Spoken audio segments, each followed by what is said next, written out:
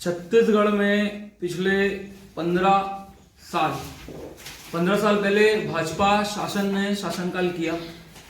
उसके बाद अभी 4 साल हो चुके हैं जिसमें कांग्रेस सरकार शासनकाल कर रही है।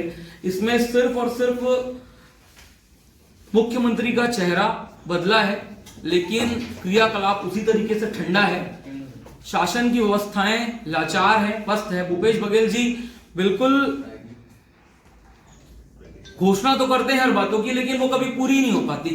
आप पत्रकार साथी जमीनी तौर पे जाके पता कर सकते हैं कि हर एक हितग्राही को क्या घर का लाभ मिला, क्या पूरे शहर में शराबबंदी हो गई।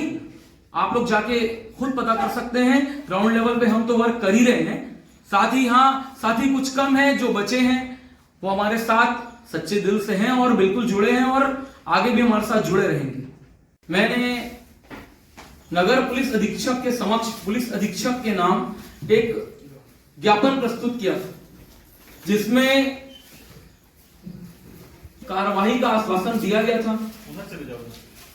कोई कार्रवाई नहीं हुई। कुल मिला के हमारा राजनांदगांव शहर जो कि संस्कारधानी है और पुलिस प्रशासन रसूखदारों के सामने लाचार मालूम होता है। मुख्य रूप से रखे थे वर्तमान महापौर जी के पतिदेव आदरणीय सुदेश देशमुख जी, जो कि पूर्व में महापौर रह चुके हैं। उनके द्वारा किसी व्यक्ति को प्रताड़ित किया गया, जिसमें अमुक व्यक्तियों के नाम लिए गए हैं। जब आवेदन दिया गया था उसके द्वारा एफआईआर भी की गई है। एफआईआर की कॉपी भी मेरे द्वारा पुलिस प्रशासन को प्रस्तुत की गई थी।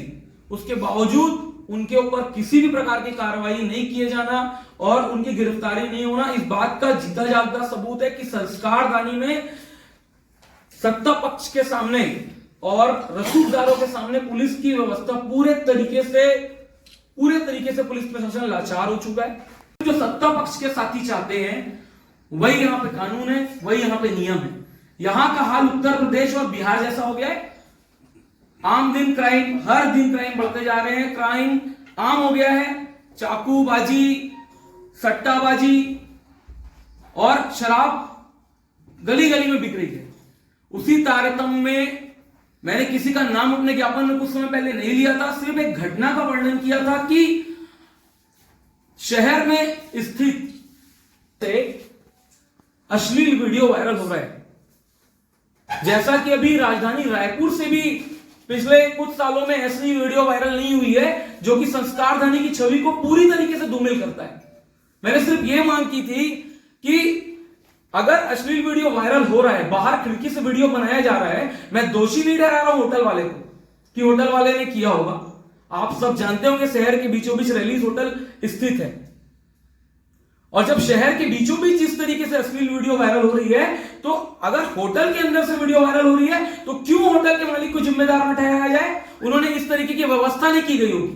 अंदर खुद का दिमाग होता है, तो अगर वो कुछ भी अपना पर्सनल कर रहे हो तो 4 दीवारी बंद करके करते हैं, इतना दिमाग होता है। अगर नाबालिग को रूम नहीं दिया जाता, मैं तो जानता नहीं हूं पर्सनली कि वहां पे कौन मौजूद था, पर अगर मैंने सिर्फ ये मांग की थी कि नाबालिगों को रूम ना दिया जाए, उनका आधार कार्ड चेक किया जाए और पुलिस प्रशासन से एक कम से कम पुलिस कर्मचारी की ड्यूटी ऐसी लगाई जाए जो रोज रात को जाके उनके रजिस्टर को चेक करे कि कितने लोग आए थे और वो पूरे तरीके से व्यस्त हैं या नहीं है, या अगर लड़का और लड़की रुके हैं तो उनके बीच में रिलेशन क्या है।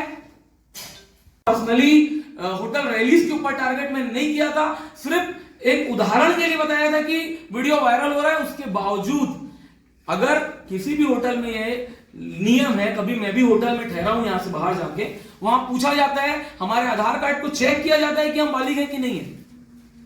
ओयो की सुविधा आ गई है जो पास है, ठीक है। आपके पास अगर ओयो की व्यवस्था नहीं है तो फिर आपको हिसाब से रखना चाहिए ना कि इस तरीके से संस्कारदानी के बीचों बीच वीडियो का वायरल होना हमारे यहाँ के बच्चियों के ऊपर क्या असर होगा, उसका मानसिक के मालिक है वो एक रसूखदार है राजनांदगांव के, और यहाँ के सत्ता पक्ष के मंत्रियों से उनका खास लेना देना है।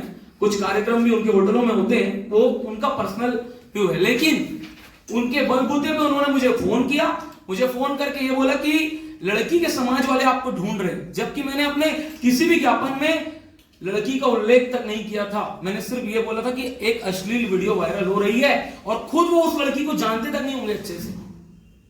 उसके बावजूद मुझसे बात की। मैंने बोला मैं भी भिलाई में स्थित हूं, अगर लड़की के समाज वालों को प्रॉब्लम है तो मेरा नंबर उनको दीजिए, अगर एकदम जरूरी है मेरा आना तो उनसे बात करूंगा और मैं तत्काल राजनांदगांव उनसे बात करने के लिए आऊंगा। उन्होंने मुझ पर जबरदस्ती के इल्जाम, लेन देन, ब्लैकमेलिंग और ये सब चीजें लगाने की कोशिश की। अपने बातों के मायाजाल में, रिकॉर्डिंग के जाल में मुझे फंसाने की कोशिश की। मैं बोला ये खेल आप मेरे साथ नहीं करना, जितने पढ़े लिखे आप हो, मैं भी शिक्षित हूं। कि ज्ञापन दिए थे तो पेपर में छपा था क्या?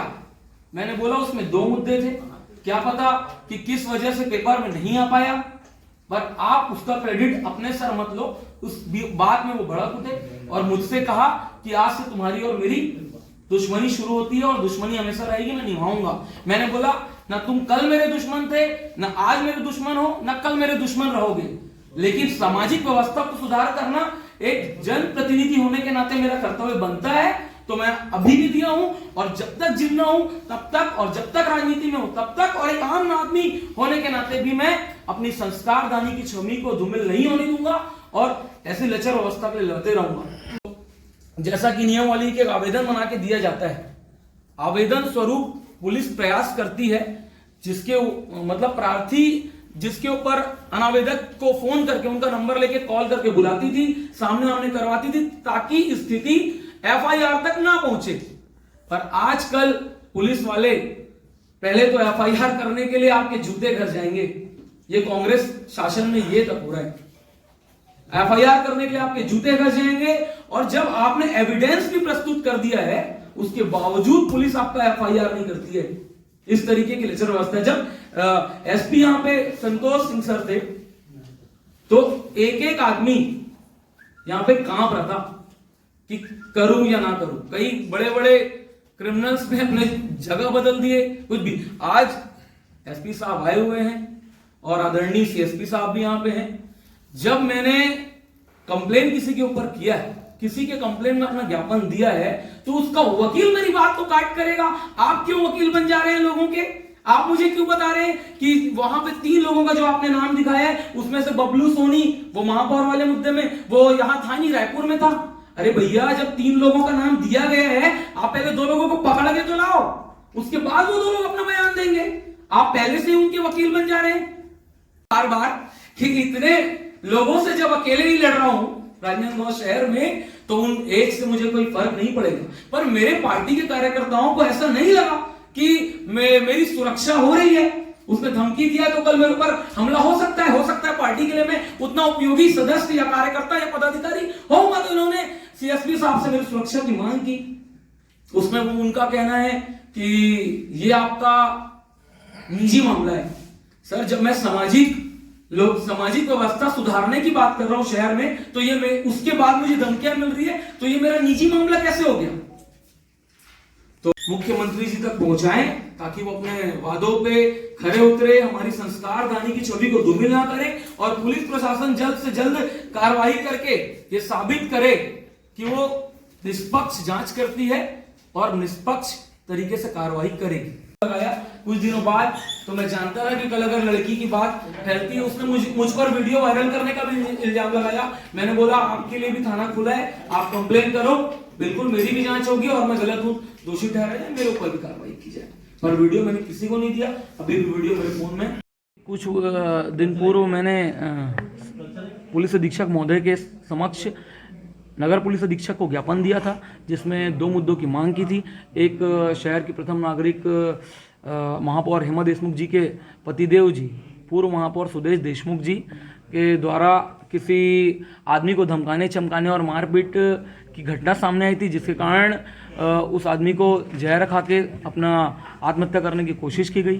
तो उन पर कार्रवाई के लिए जो एफआईआर हुआ है उस पर कार्रवाई की जाए, जिसमें उनके साथ 2 और लोगों का लिप्त होना पाया गया। दूसरी मेरी मांग ये थी कि शहर में स्थित होटल रैलीज से कुछ अश्लील वीडियो वायरल हो रहा है, जिससे संस्कारदानी की छवि धूमिल हो रही है, तो थोड़ा उसकी जांच की जाए और शहर में स्थित जितने भी होटल हैं वहाँ पे नाबालिगों को भूले से भी रूम ना दिया जाए और एक पुलिस अधिकारी या पुलिस का एक कर्मचारी नियुक्त किया जाए जो रोज जाके शहर में स्थित सभी होटलों की जांच करे और उनके रजिस्टर और डायरियों की जांच करे कि कोई भी नाबालिग व्यक्तियों को धोखे से रूम तो ना दे दिया गया है। तीसरा मेरा मांग उसी में ये था कि उन्हें जो नशा परोसा जा रहा है उस पर भी तत्काल प्रभाव से रोक लगाई जाए और अगर नशा किया जा रहा है तो उसके होटल के मालिक के ऊपर कार्रवाई की जाए। अश्लील वीडियो के मामले में मुझे रैलीज होटल के मालिक जय बग्गा ने धमकी दी और उन्होंने मुझे फ़ोन करके सीधा सीधा स्पष्ट रूप से पहले तो फंसाने की कोशिश की कि लड़की के समाज वाले आपको ढूंढ रहे हैं। मैंने बोला मैंने अपने ज्ञापन में कहीं भी लड़की शब्द का प्रयोग ही नहीं किया है, मैंने सिर्फ अश्लील वीडियो के बारे में डाला है। और तो फिर वो आगे कुछ बताए नहीं मुझे और उसके बाद फिर बोलते हैं कि किसी भी पेपर में छपा क्या अगर तुमने किया भी तो।